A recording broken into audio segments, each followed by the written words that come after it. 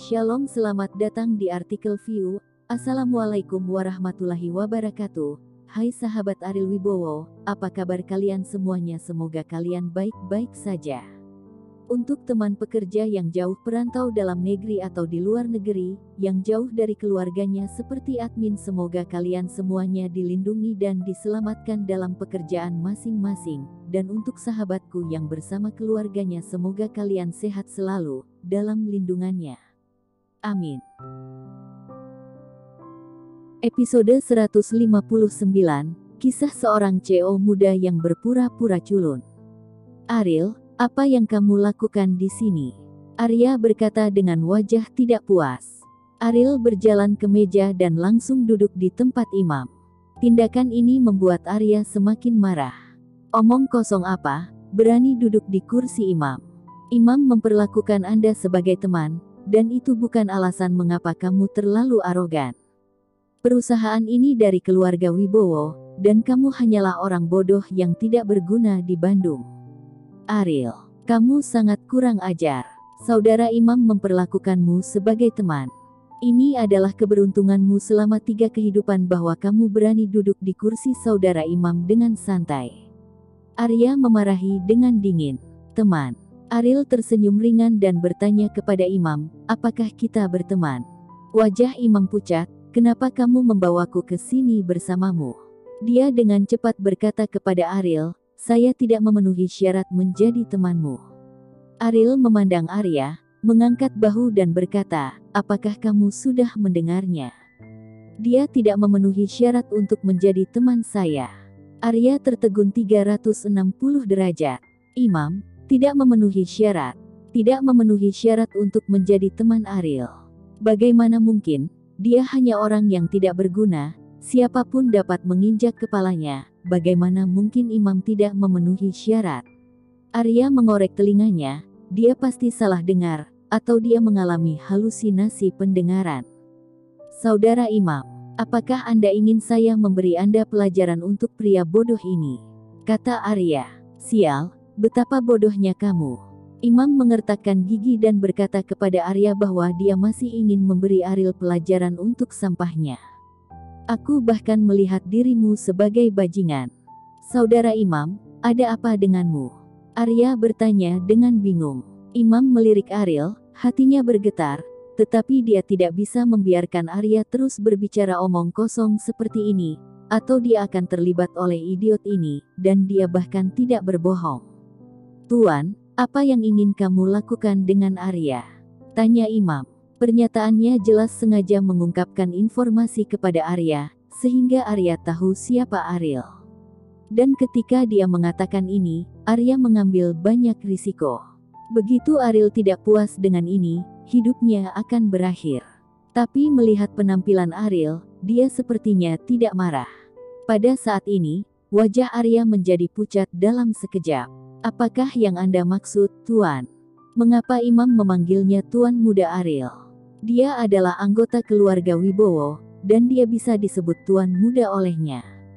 Boom! Seolah-olah guntur meledak di kepala Arya. Itu mengguncang seluruh tubuhnya sampai ke intinya. Wibowo. Ariel Wibowo, apakah dia dari keluarga Wibowo? Dengan bunyi gedebuk, Arya berlutut di tanah dengan lemah, dan berkata kepada Ariel dengan tidak percaya, kamu adalah anggota keluarga Wibowo. Ariel menggelengkan kepalanya dan berkata, saya bukan anggota keluarga Wibowo untuk waktu yang lama, dan saya jijik menjadi anggota keluarga Wibowo. Bagi saya adalah Ariel Wibowo. Apa artinya ini? Arya tidak mengerti, tetapi wajah imam bahkan lebih jelek. Dia tidak menganggap dirinya sebagai keluarga Wibowo. Apa artinya? Dia tidak menganggap serius keluarga Wibowo, semua. Dia telah melakukan banyak hal secara rahasia selama bertahun-tahun. Bahkan perusahaan ini diam-diam dikultivasikan olehnya. Mungkin, mereka yang membaca lelucon keluarga Wibowo di Jakarta tidak pernah bermimpi bahwa kekuatan sebenarnya dari keluarga Wibowo tidak disari, apalagi Arjun, tapi ini adalah tuan muda yang kurang dikenal. Dengan kelihayan dan metodenya, tidak akan menjadi masalah untuk membangun kembali keluarga Wibowo yang lebih cemerlang. Apakah ini mencoba mendorong yang lama dan membangun yang baru? Imam merasa kulit kepalanya mati rasa. Seperti halnya listrik, dia tidak menyadari betapa buruknya tuan muda itu sampai sekarang. Setelah menyeka keringat dingin di dahinya, Imam berkata, "Tuan muda, saya hanya setia padamu dalam hidup ini." Ariel tersenyum dan berkata, "Tidak perlu menunjukkan kesetiaanmu kepadaku dengan terburu-buru.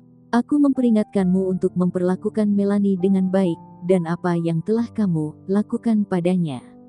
Imam sangat ketakutan sehingga dia berlutut di tanah dan berkata dengan panik, "Tuan muda, maaf, ini adalah kelalaian tugas saya. Saya harap Anda bisa memaafkan saya, dan saya akan menghormati perintah Anda di masa depan." Ariel berdiri, berjalan di depan Imam, dan berkata dengan rendah hati, "Saya dapat mengerti bahwa Anda memiliki keraguan tentang saya, bagaimanapun juga, itu ada di mata Anda.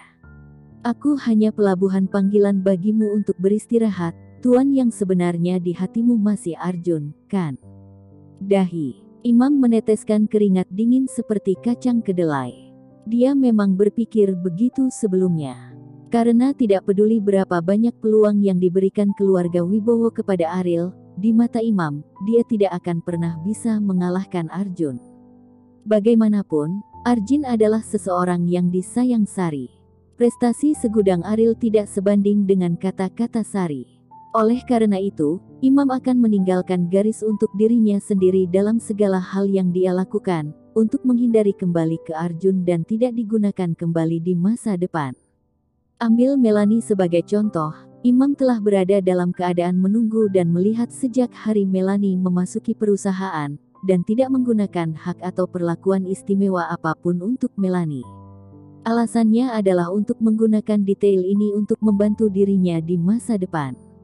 Naikkan statusmu di depan Arjun. Dia harus memberitahu Arjun dari semua aspek. Meskipun dia berada di sisi Ariel, dia tidak mencoba yang terbaik untuk melakukan sesuatu untuk Ariel.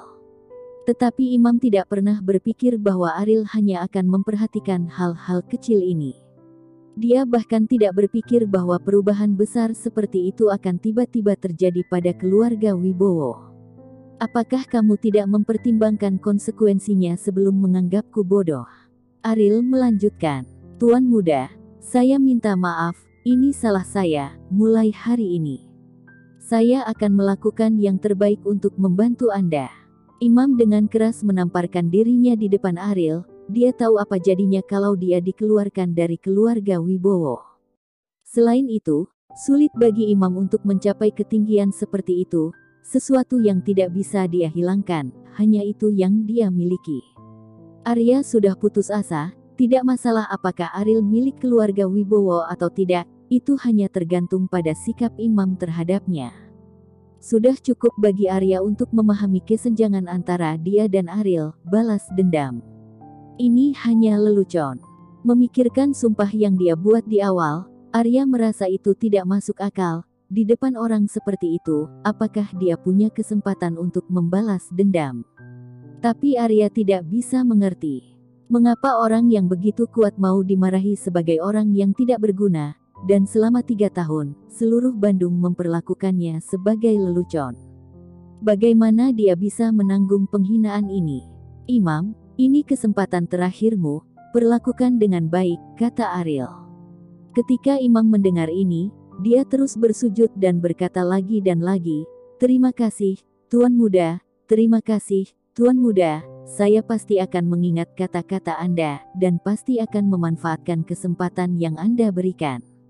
Orang ini, jangan biarkan dia bisa bekerja di Bandung. Perusahaan manapun melihatnya tidak bisa masuk." Setelah Ariel mengatakan ini, dia meninggalkan kantor. Imam menunggu sampai pintu kantor ditutup sebelum dia berani berdiri. Dia tidak perlu banyak bicara tentang kebenciannya pada Arya.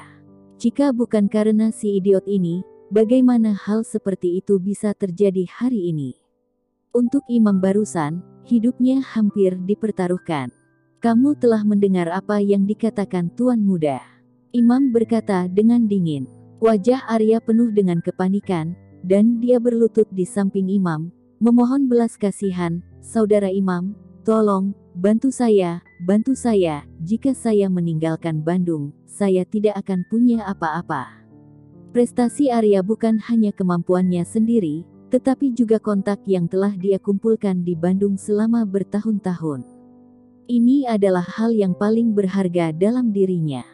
Jika di Bandung tidak memiliki perusahaan yang menginginkannya, maka semua usahanya selama bertahun-tahun, semua akan sia-sia, dan kemudian pergi ke kota lain dan memulai dari awal lagi, yang sama sekali tidak mungkin bagi Arya untuk beradaptasi.